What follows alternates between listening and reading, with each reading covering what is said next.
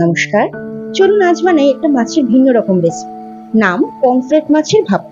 প্রথমে আমি মাছটাকে খুব ভালো করে পরিষ্কার করে নিয়েছি, তারপর নুন হলুদ মাখিয়ে কিছুক্ষণ ম্যারিনেট করে নেব।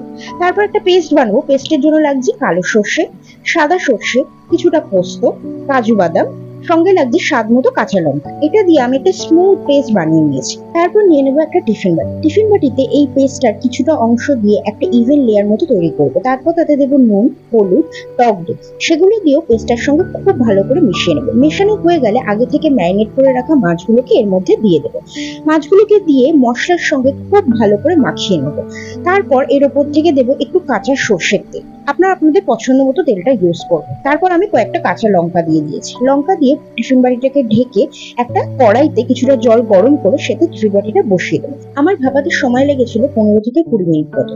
তারপর কড়াই থেকে নামিয়ে গরম গরম ভাতের সঙ্গে সার্ভ করুন পমফ্রেট ভাপা। আজকের রেসিপিটা আপনাদের কেমন লাগলো অবশ্যই কমেন্টে জানাবেন।